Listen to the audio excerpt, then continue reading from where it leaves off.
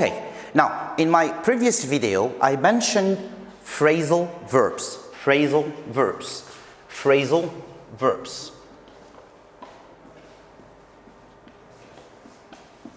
Phrasal verbs.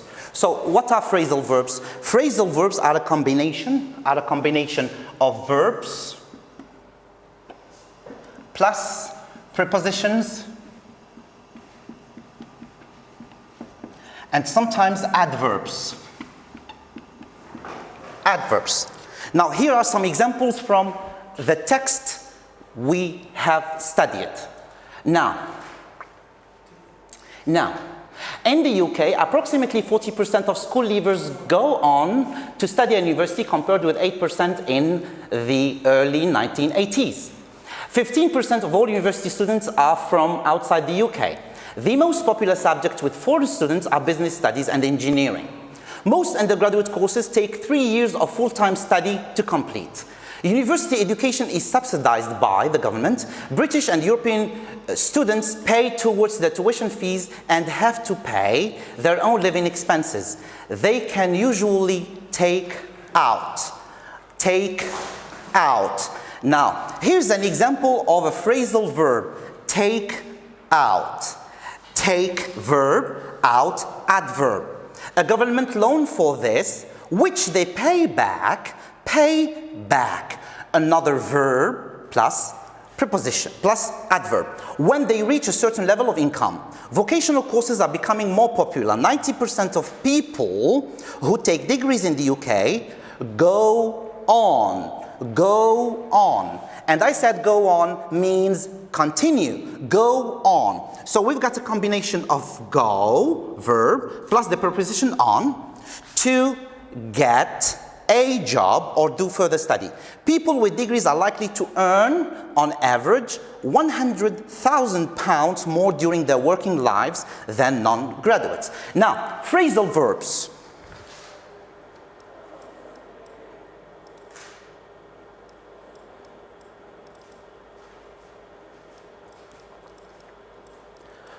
For phrasal verbs, there are 2 or 3 categories of phrasal verbs. There are separable phrasal verbs and there are non-separable phrasal verbs. Now, some transitive phrasal verbs are separable.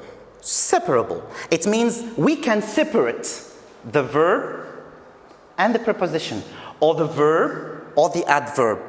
To use a pronoun in between, to use a pronoun in between. Now, here's the rule. Some transitive phrasal verbs are separable, which means there are 2 possible positions for the object. He took off his jacket. So here's the phrasal verb, took, past simple of the verb to take, and the preposition of, his jacket. He took off his jacket. He took his jacket off. So what have we done? We have separated the verb with the preposition. It means we have moved or changed the object from this position in between the position of between the verb and the preposition of. However, but if the object is a pronoun, and more precisely an object pronoun, it always goes between the 2 parts of a separable phrasal verb. He took it off. He took it off. And actually, it's not he took off it. He took off his jacket. He took off his jacket.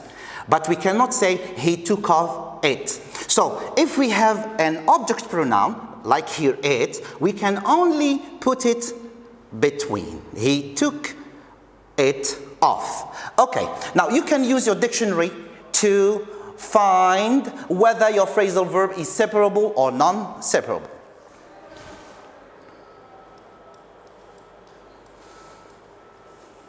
Now, Let's try to rewrite these sentences, putting the object in a different position. Now look at the first sentence. My mom gave her job up last month. My mom gave her job up last month. So where is the phrasal verb? The phrasal verb is gave up. Gave up. To give up. And to give up in English means to quit.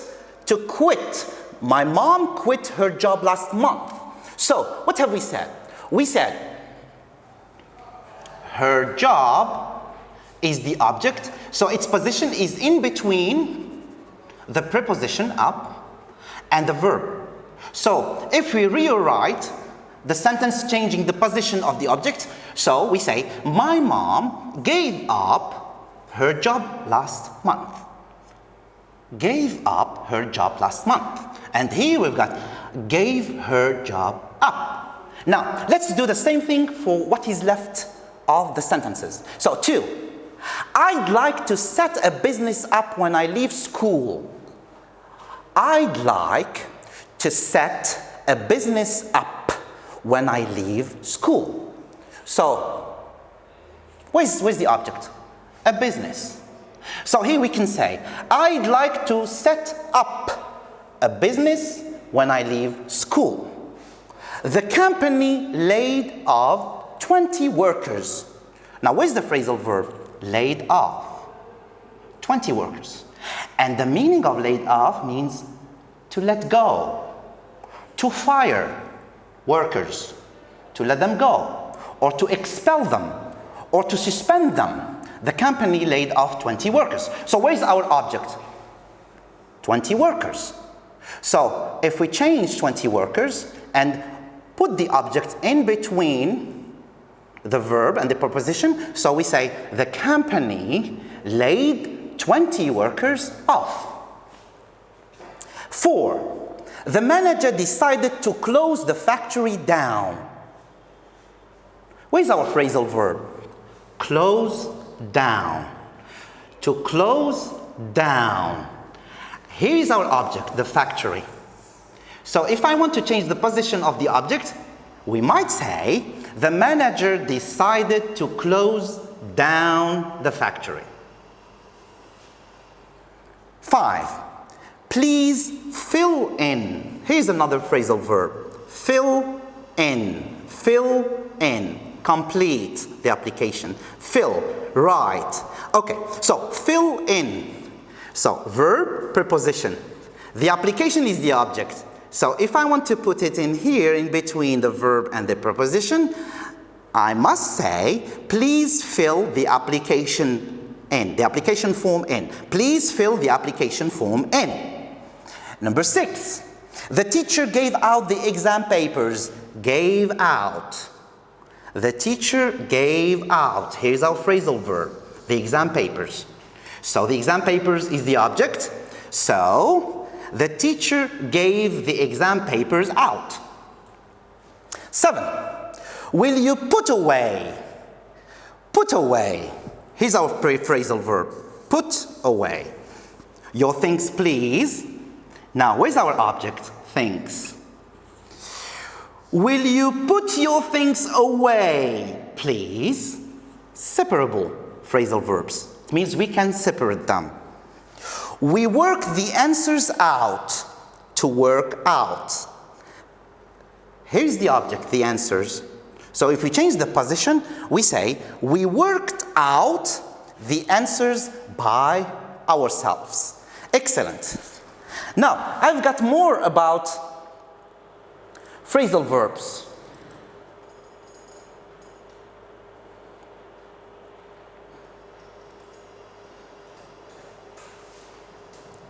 Separable phrasal verbs.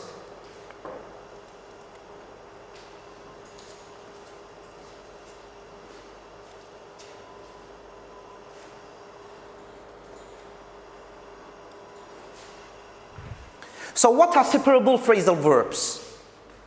The object may come, may or might come, it's possible, may come after the following phrasal verbs, or it may separate the two parts. You have to do this paint job over.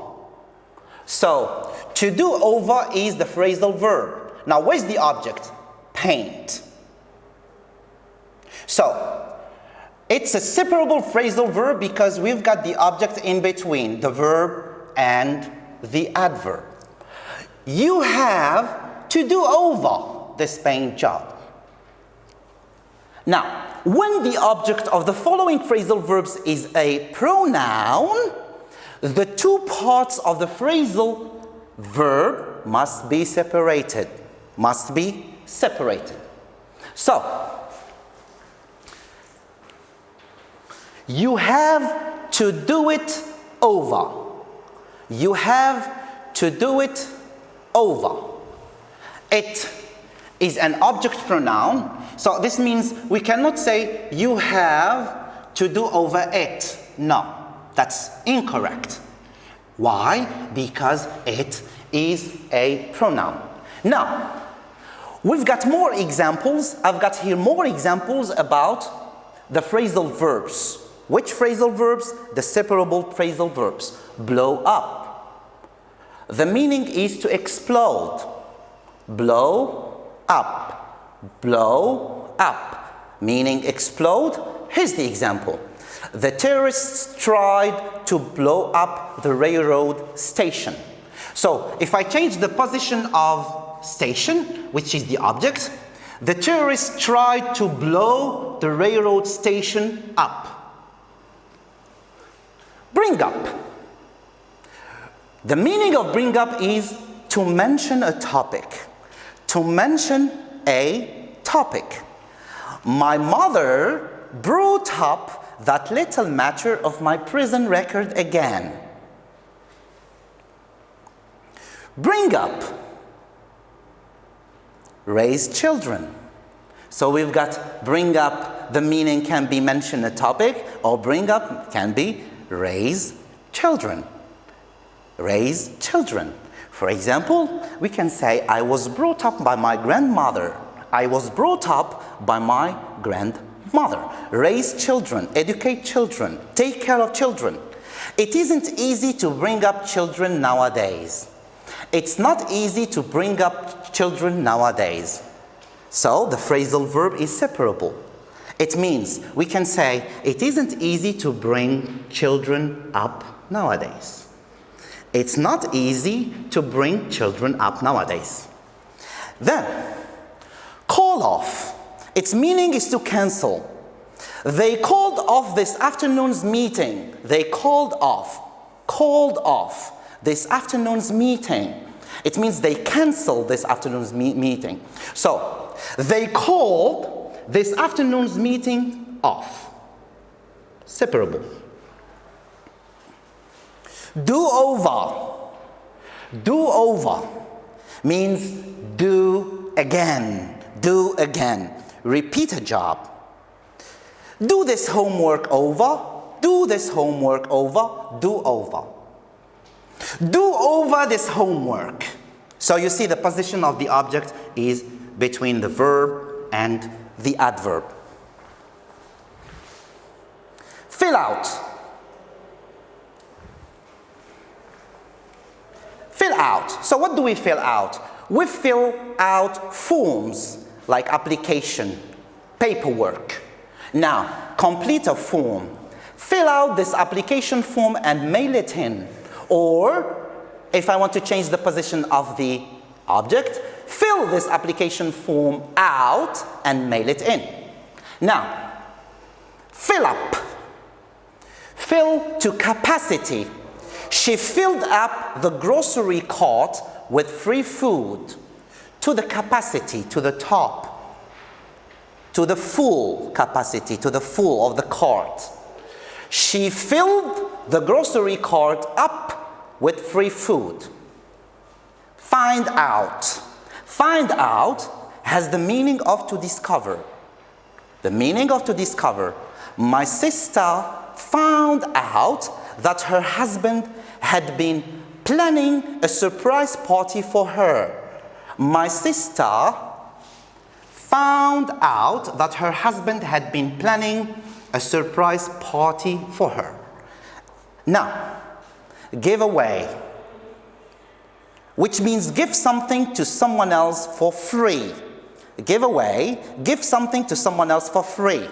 The filling station was giving away free gas. Give back, return an object. My brother borrowed my car. I have a feeling he's not about to give it back. So you see, here we've got an object pronoun and it's in between. Give back. Next.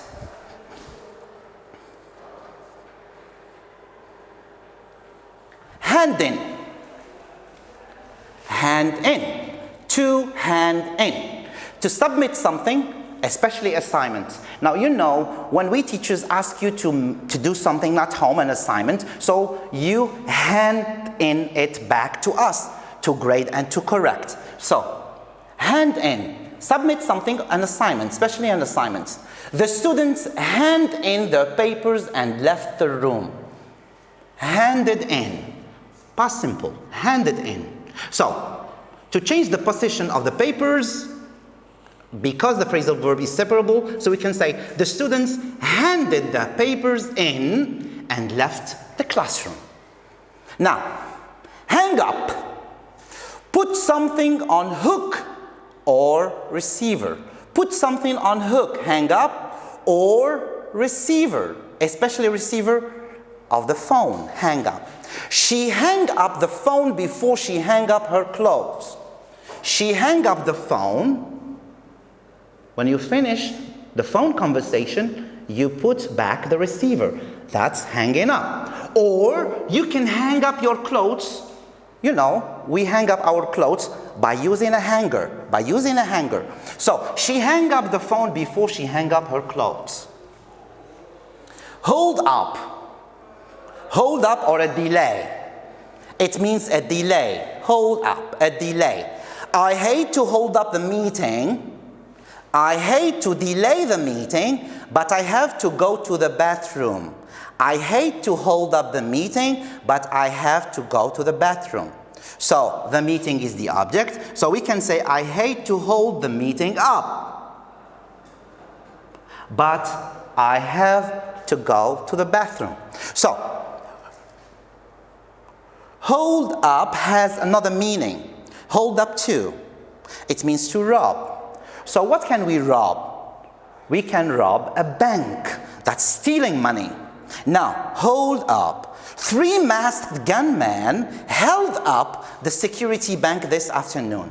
3 masked gunmen held the security bank up this afternoon and robbed their money.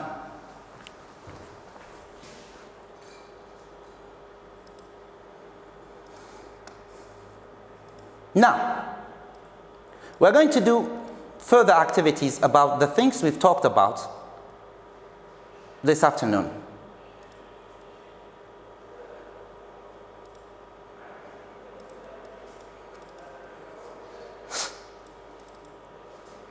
Okay, so you remember when I started, I have written some words, and there they are. Course, degree, education, graduates, and university. And actually, now you listen to my pronunciation.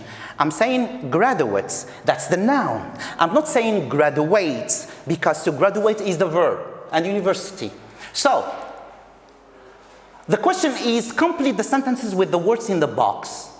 So we've got the choice. Course, degree, education, graduates, and university. Number 1, in September, I will be leaving home to go to university. In September, I will be leaving home to go to university. I will be leaving. Now look at the construction of this verb, will be leaving. We've got will plus be plus the present participle, or what you sometimes call verb plus ing. This is the future continuous. This is the future continuous. So the future continuous talks about an action that will be in progress in a certain time in the future. So, number 2, A is what we get when we successfully complete a course at university. So, when we are successful and complete our studies or our degree, that's degree. Okay, so a degree is what you get when you successfully complete a course at university. So, for your first 3 years at the university, you will be undergraduate students. So, you get a bachelor degree, that's a BA. So, and then you can become, after finishing your undergraduate school, you can become graduate students and work on your graduate studies. So, you can work on your master's degree, that is called graduate school, master's. And then after the master's degree, you can work on your PhD or a doctorate degree. That's still a graduate school. Now, 3, you must go to school to get an... We must go to school to get an education. An education. 4, I want to take A in English literature. I want to take A in English literature. I want to take a course in English literature. And then 5 are people who have successfully completed a course at the university. Graduates. Graduates are those who have successfully completed a course at the university. So, at the end of the course, they receive a degree. A degree. They receive a degree. Excellent. Now,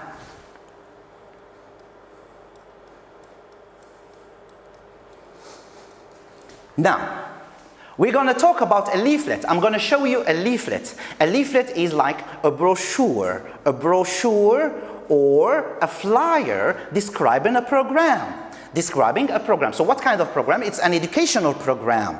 And more precisely, an international or an exchange program between people, for those interested in studying abroad. Those interested in studying abroad.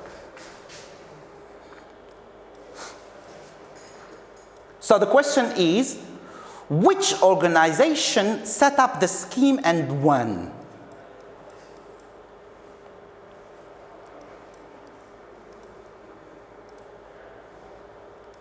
So we're going to talk about the Erasmus program. Erasmus program. So in my first video, we talked about education in the United Kingdom. Now we are getting more European and talk about international or exchange program. So this program is popular here in Algeria because we've got hundreds and hundreds of our university students taking part of this Erasmus program and studying in Europe. They have successfully got selected by the Erasmus program and they are now in European universities completing their courses. Okay, now the Erasmus program.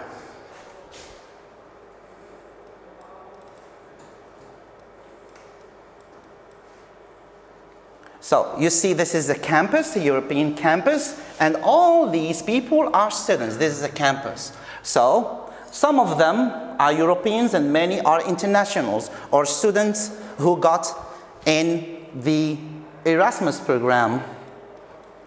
Now, so what is the Erasmus program? The Erasmus program is an exchange program which gives students the chance to work or study in a different country while they are still at university. So it means our Algerian students are still enrolled, so they can take part in this Erasmus program to study sometimes for just a semester or one academic year. Okay, so it was set up by the European Union. You can stay for anything between 3 months, it can be a term, and an academic year. for the whole year, if you want to take part in this program. Okay. The scheme or the program takes its name from the Dutch philosopher Erasmus. Erasmus, whose full name was Desiderius Erasmus of Rotterdam. Now, why Erasmus? Erasmus was very open-minded. He was very open-minded. He was open. He lived and worked in many countries around the world in order to learn more about different cultures. So, he's a Dutch philosopher, so he got the experience of studying and living in many countries. That's why he got the idea, that's why the European Union got the idea of naming this program after him. So, he lived and worked in many countries around the world in order to learn more about different cultures. Paragraph C. Since it started in 1987, so Erasmus program started in 1987. So who started it? The European Union. Erasmus, the program, has grown dramatically. So the first year, 3,244 students participated in this program or got selected into this program. 3,244. Nowadays, around 200,000 students from 31 different countries participate each year. So you notice the number has increased, and you notice how many countries participate in this program. Different countries participate each year, 30. And among these 31 different countries, Algeria. Because I know, and I had many students in our universities here in Algeria who are taking part in Europe as Erasmus program, completing or working for a semester or for a whole academic year. Now, D. Are you studying for a diploma or a degree at a recognized university? A recognized university is usually a state university or school. Because sometimes if you want to apply to Erasmus program, they're going to ask you, your university or your school has to be recognized by your government. So, have you already completed the first year of your course? This is the case of our undergraduate students at the university. So, then you are eligible for a place on Erasmus. It means eligible is an adjective, which means you can apply. So next year, after you get your baccalaureate, you can take part in this program and fly to one of the European universities to study for a semester or a term. Okay, it's wonderful. Now, E. What is Erasmus about? What is the Erasmus program about? Erasmus is a time for learning. It's all about learning. So, it's about education. What kind of education? It's about studying abroad. How wonderful to study abroad, because we grow, we build up confidence, we grow, and we learn about others' cultures. You will gain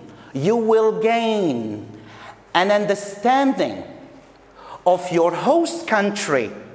So, your host country, the host country is the country which is going to receive you. Actually, if you go to a French university, your host country is France. If you go to United Kingdom, your host country is England. So, and be part of an international community. So, in our case, what is this international community? The Erasmus graduates. All students who took part or who participated in this program and completed courses at the European universities. Having Erasmus on your CV, and this is important, CV. Now you know the meaning of CV. CV stands for curriculum vitae, or what I personally use a resume. That's American English.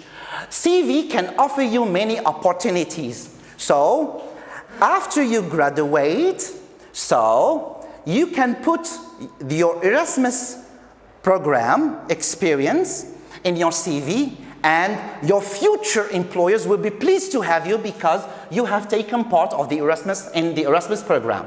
Many opportunities, chances. So, as employers see it as a positive educational experience.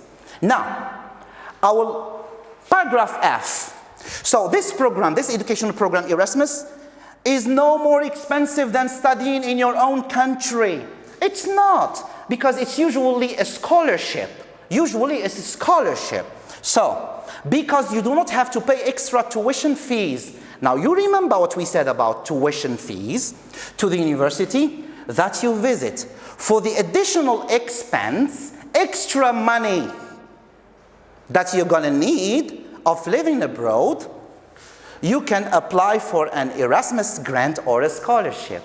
So it means Erasmus program has funding and they can help you out with your tuition fee. Excellent. Now, how many paragraphs have we got?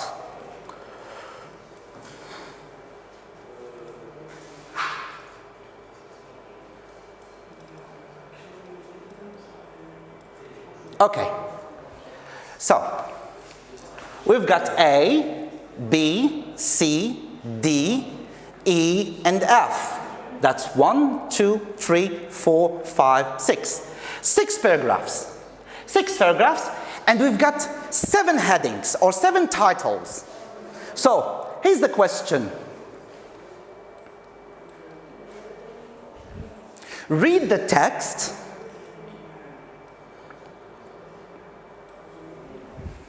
Read the text, and we're going to match the headings 1-7 with the paragraphs AF. But there is one heading that we are not going to need. So, what's the first heading? 1. Who is the program for? 2. How did the program get its name? 3. How popular is the program? 4. Who thought of the program? 5.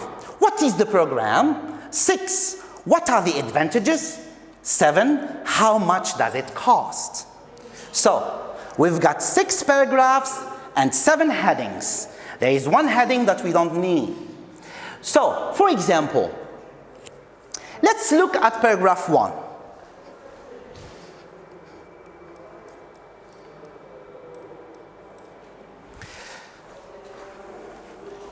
The Erasmus program is an exchange program which gives students the chance to work or study in a different country while they are still at the university. So here's the definition of our program.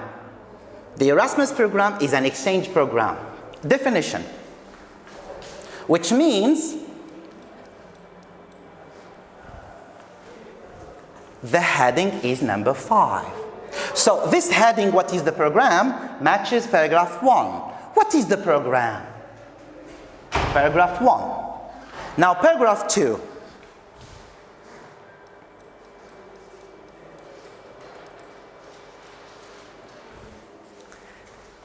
The scheme or this program takes its name from the Dutch philosopher Erasmus, whose full name was Desiderius Erasmus of Rotterdam. Erasmus was very open-minded. He lived and worked in many countries around the world in order to learn more about different cultures. So, in this paragraph, we're talking about the name. Why this specific name for this program, which is Erasmus? So the heading would be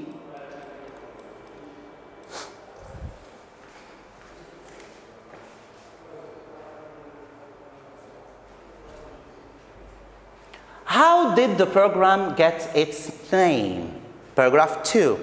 How did the program get its name? So the program got its name after the Dutch philosopher Erasmus. Excellent. Now paragraph 3.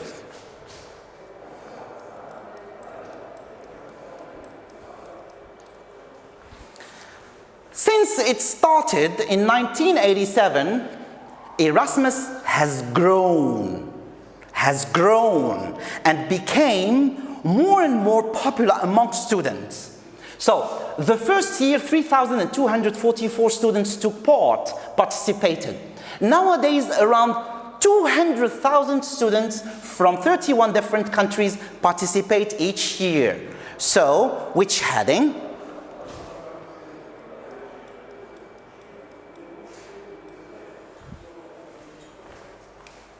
Three. How popular is the program? So, you have seen the number. So, the number of students participating in this program has increased. Now,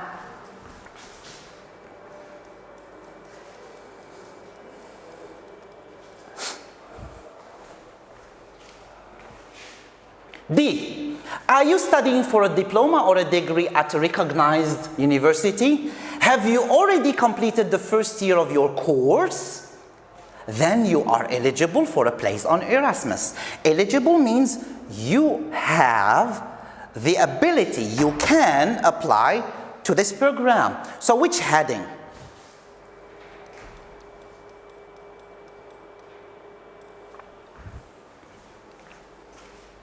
Number 1. Who is the program for? Who is the program for? Is it for teachers? Is it for professors? No, it's for students who completed at least a semester or the first year of their undergraduate studies.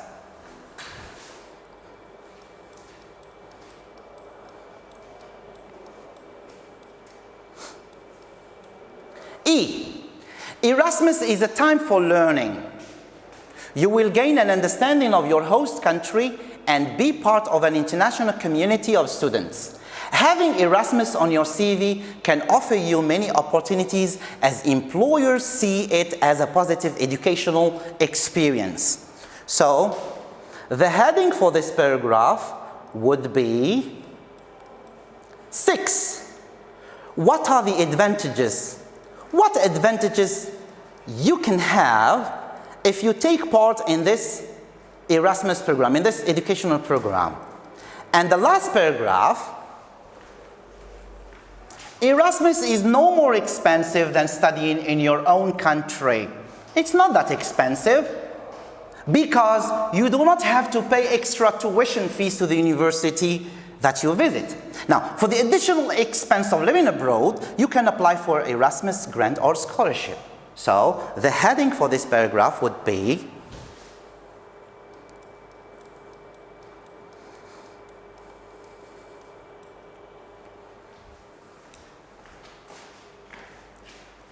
how much does it cost? How much does it cost? So you see, it doesn't cost that much if we compare it to our universities or ordinary universities. So, which one is irrelevant and that we do not need?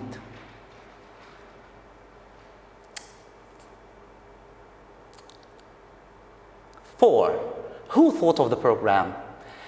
Now, this heading we don't actually need.